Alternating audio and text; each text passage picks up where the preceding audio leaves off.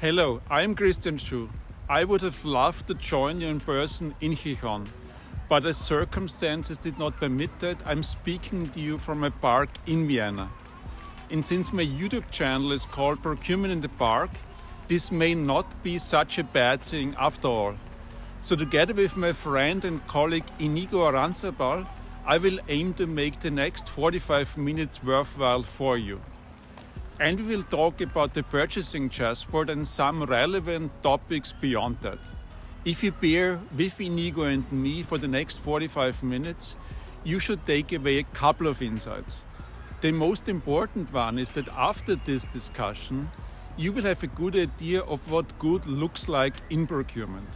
You will benefit immediately by having tools at hand to achieve really high savings, even double savings quickly.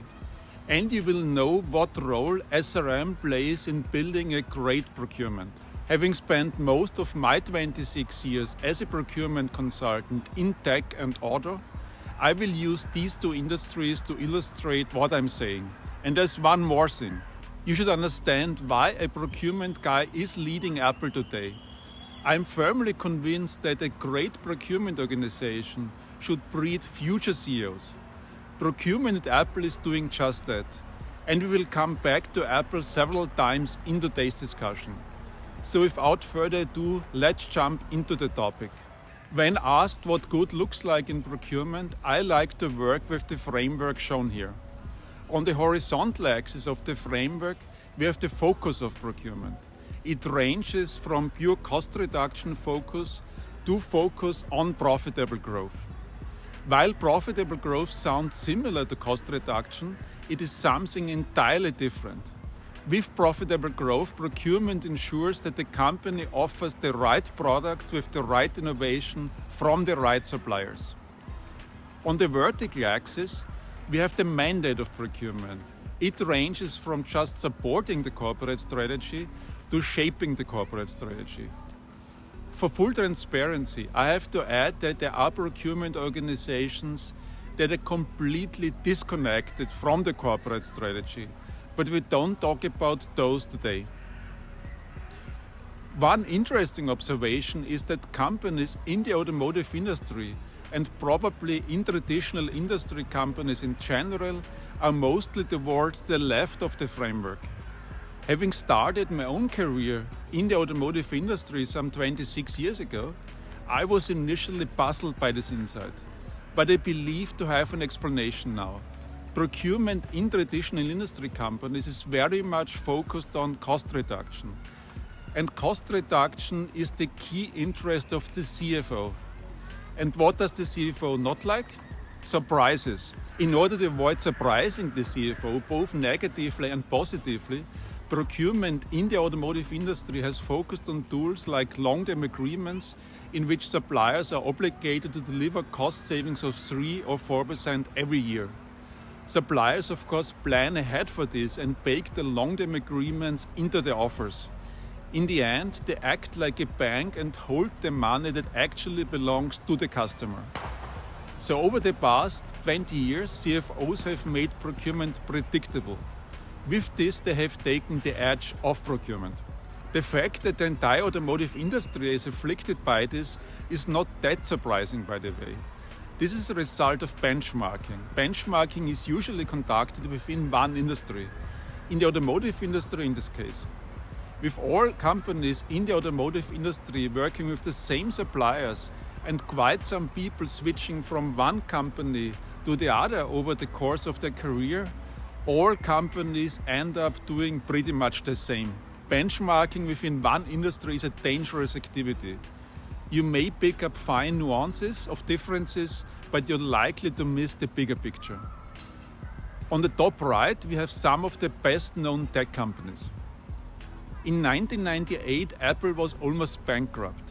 And then it was rescued by two people, Steve Jobs, who was a product marketing genius who figured out which products customer would be excited about 3 years from now. And Tim Cook was the procurement and supply chain genius who figured out which suppliers had meaningful innovation and were able to make these innovations at scale. Then Steve Jobs and Tim Cook would align their findings and develop a product roadmap that engineering was tasked with implementing. Some people say that Apple can have such an extravagant approach because they are the world's richest company. I say they are the world's richest company because they operate in a way that lets procurement shape the corporate strategy and task it with driving profitable growth. The contrast to car makers could not be starker. The interesting thing about Apple's procurement is that they are not necessarily better than a car maker. What distinguishes them is that they have deep technical competence. Let's take one example. Still, it was introduced in Apple for the Apple Watch in 2015. Before that time, there was no knowledge, no internal knowledge in how to deal with this commodity and how it could be applied.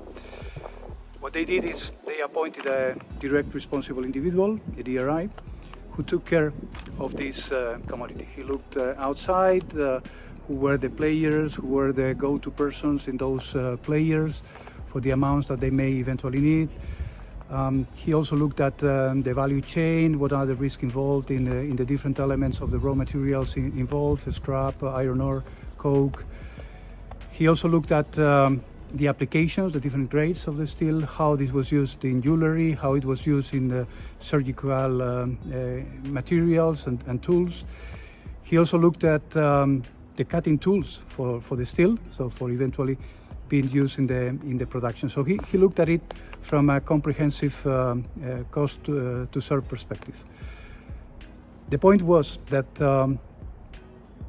by doing this, by understanding all these nuances of the commodity, they gain a seat in the table. So they were invited by engineers in all the discussions about how to introduce this material in the future generation of products in Apple. They gain the right to be invited and to be part of the discussion. Today is the case that there's no engineer who would launch a project involving steel where the DRI would not be part of the team. Okay, so now that we know what good looks like, let's see how we can move from one position to the other. Let's focus on the horizontal axis and let's see what are the steps that we must take to evolve from being, let's say, focused on the cost, if we need to be focused on the cost, or if eventually we need to be focused on profitable growth. What is very relevant is what you see also in brackets. At the end of the day, most corporations are organized based on what is the position that they are playing in at a given moment of time. Typically, companies with a focus on cost reduction tend to be organized by categories, whereas those who are focusing on profitable growth tend to be organized by suppliers. So let's see how we can move. By the way, being one side or the other, it doesn't imply to be good or bad. It's basically that you need to provide a response to a given situation in your company, and there are moments where you need to focus on the cost reduction. There's others where you may need to focus on profitable growth. But let's see what are the steps that you need to take. First one, cost reduction. This is the purchasing chessboard. We will hear a lot about it in a minute. Before jumping to the second step, let's talk about the third one, supplier relationship management. In principle, this is the more strategic approach that we can, the most strategic approach that we can take with our suppliers. It implies working together in gaining competitive edge that eventually would provide us with a position in the marketplace. Everyone would like to be there. Reality is that it is not that easy to take this step. It's not that easy to develop the competences. It's not that easy to evolve your organization towards this. No? So this is why eventually we define that there should be a second step to help those companies that are in this transition between cost reduction and profitable growth. This is Pareto 360. We will hear about it later in today's video. But before that, let's spend some time on the purchasing chessboard. The key motive why we developed the purchasing chessboard almost 15 years ago was to help buyers select the right method for reducing cost with suppliers. This starts with 64 differentiated methods, and I'm pretty sure that the purchasing chessboard is the most differentiated and most complete framework on the market. But what really sets the purchasing chessboard apart is not the high number of methods. It is the fact that it gives you a clear guidance on which of these 64 methods to pick in any given situation with a supplier. And this is done based on an in-depth analysis of your demand power, or in other words, how important are you for the supplier, and on an equally in-depth analysis of the supplier's supply power, or in other words, how important is the supplier for you. These two axes are really what makes the purchasing chessboard work. And over the past 15 years, I have seen it deployed at countless companies in all industries, in all kinds of situations, from severe crisis to mind-blowing growth. And it always works. And one more thing to note, the purchasing chessboard is comprehensive. If you look at the axes carefully, they range from low demand power to high demand power, and from low supply power to high supply power. This covers everything.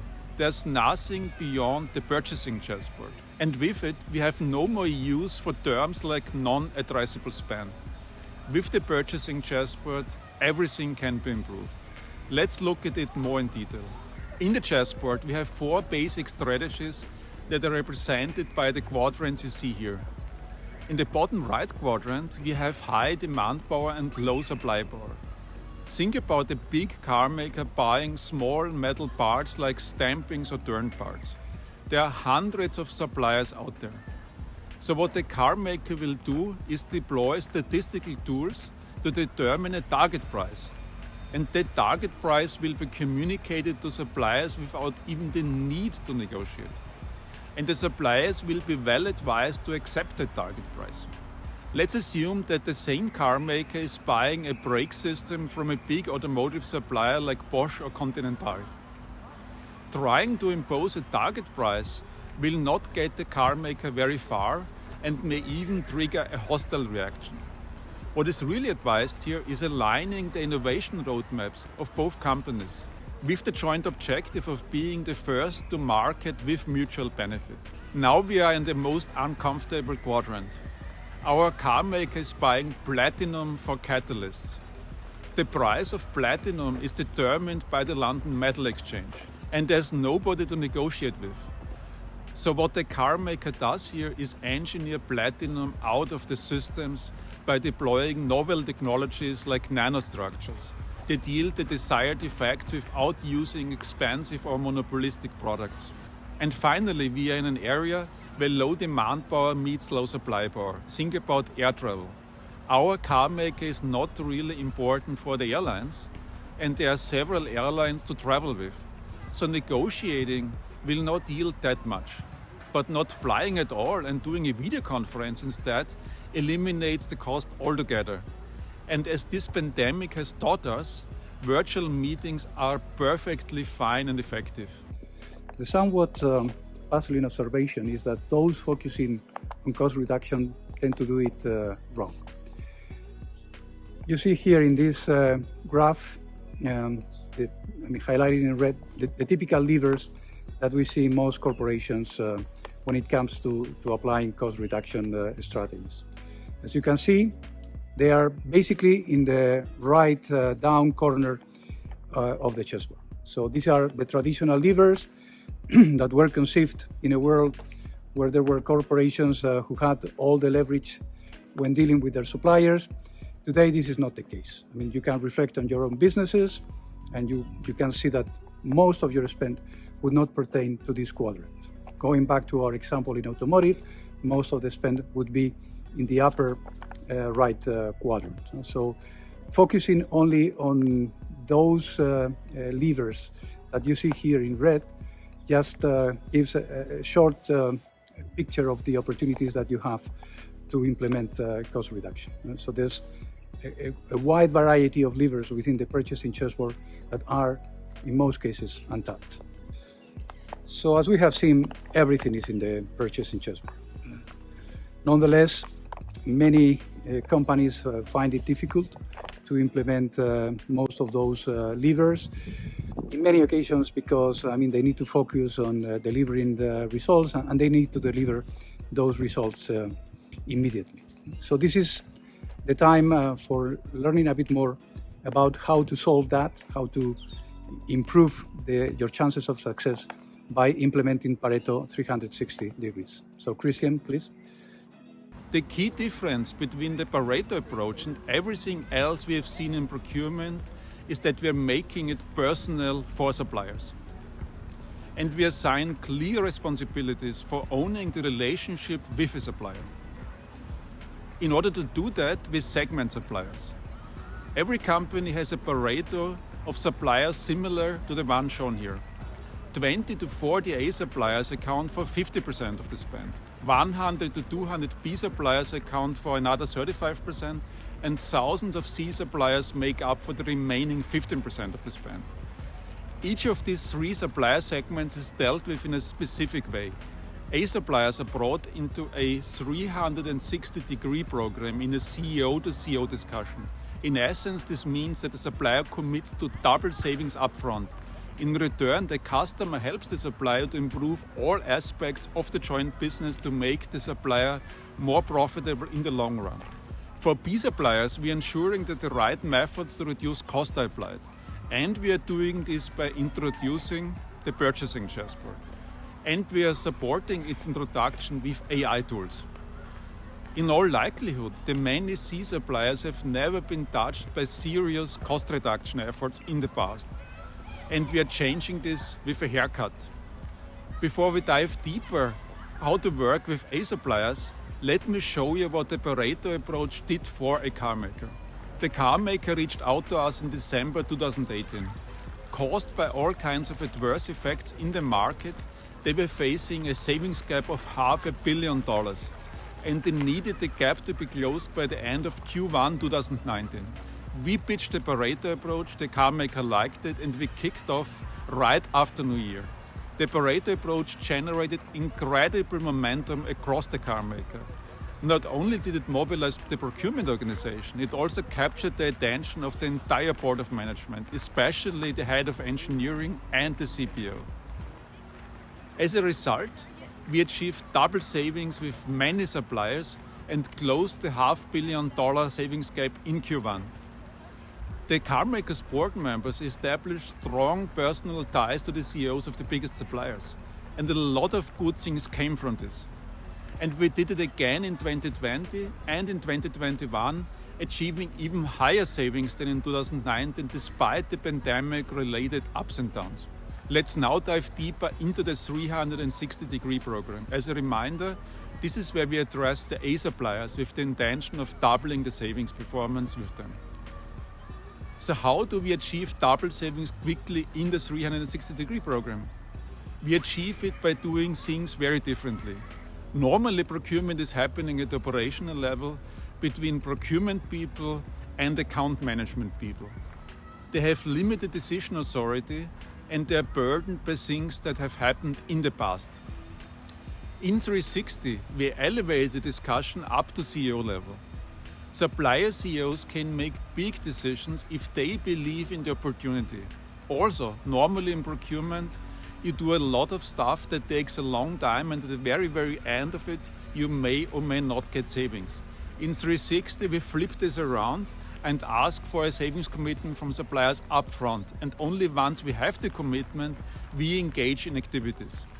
And there's another aspect that I have discussed a lot with clients. There's a persistent belief that there's no win-win in procurement, or in other words, that procurement is a zero-sum game. That belief suggests that procurement is always about taking away profit margin from the supplier. In 360, we want to go beyond that. The fundamental idea is that there are topics that, if addressed and solved, would improve both the suppliers and the customer's profit margin.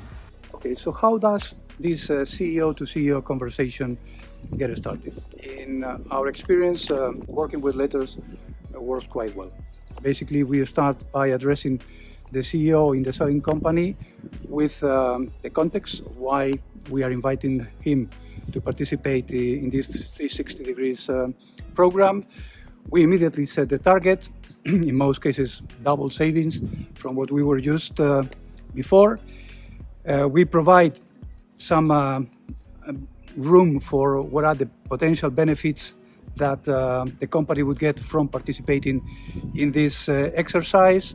And it is very customized to the specific situation of the selling company. One of our clients described this as a Christmas card, where the board members in the company have participated in crafting the messages during the weekend, so that eventually on Monday you have the perfect Christmas card. Something similar.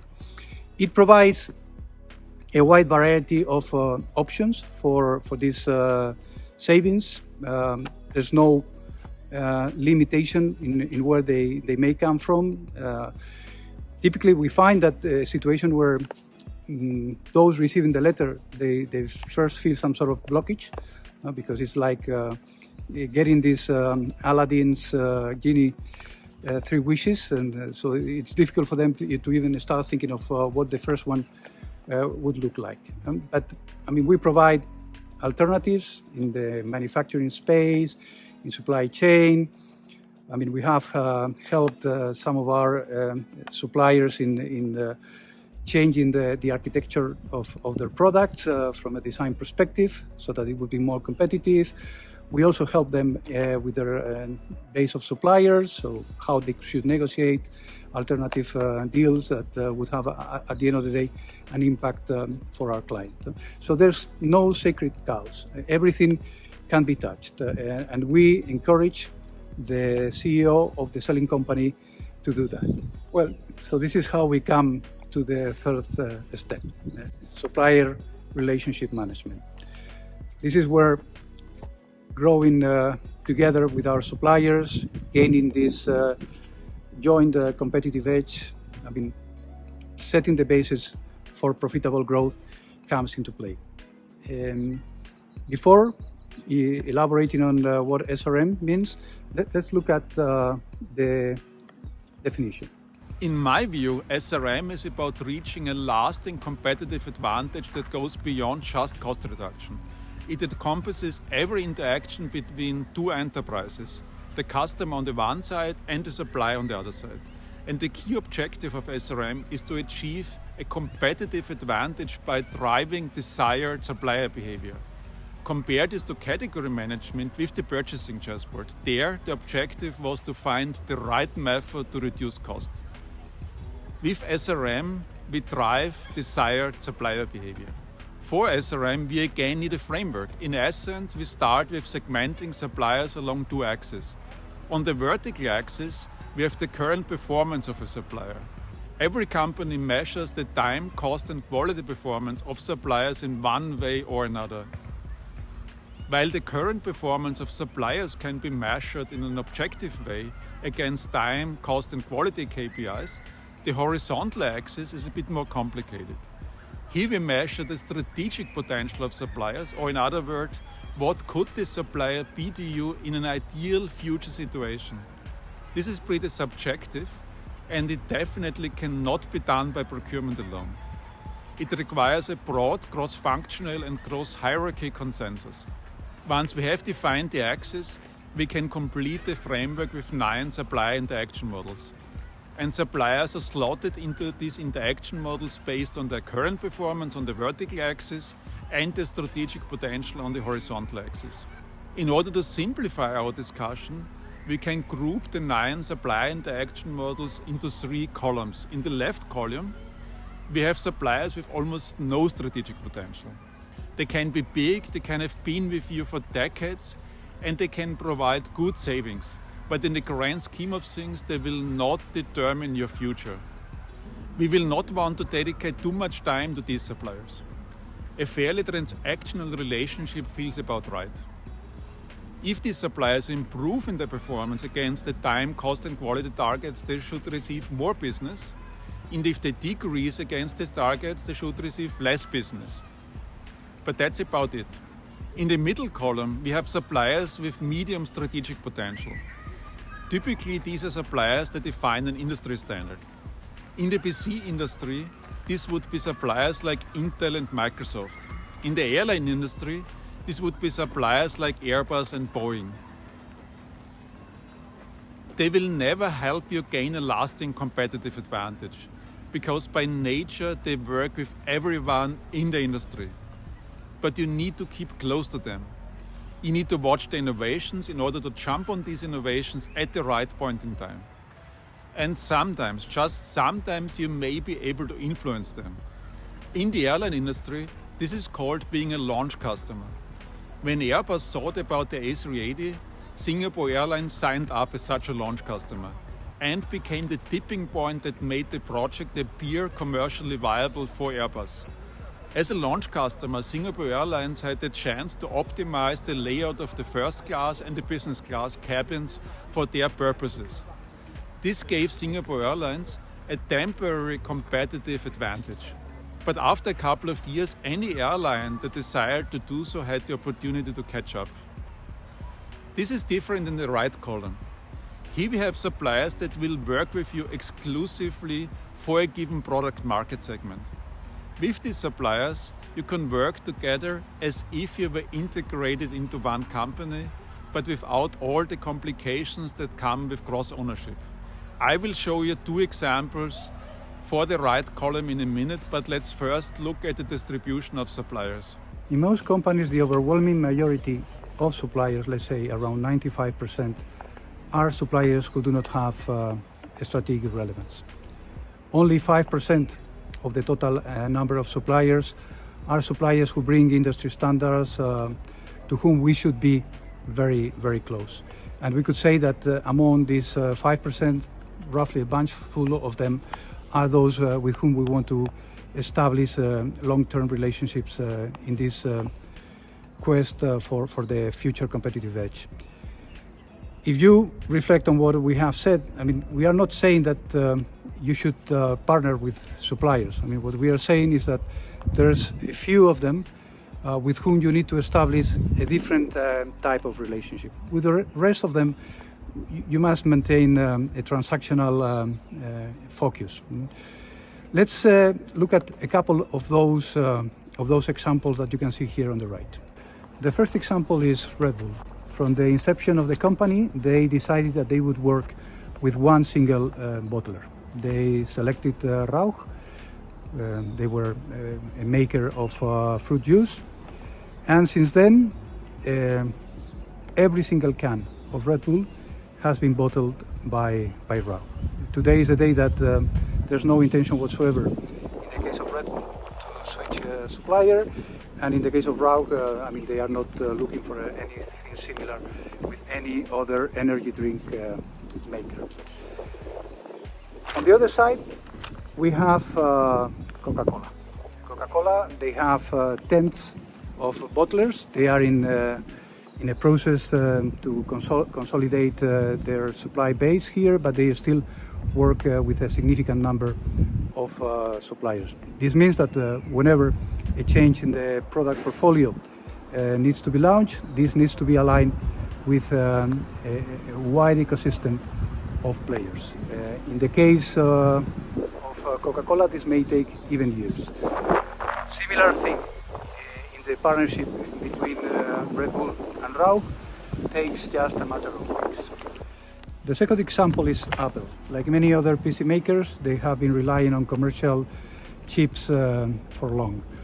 It was 10 years ago, with the launch of the second generation of iPad, that they introduced their own silicon, the A4 processor. Since then, they have been introducing different generations of chips in their products. How this got started?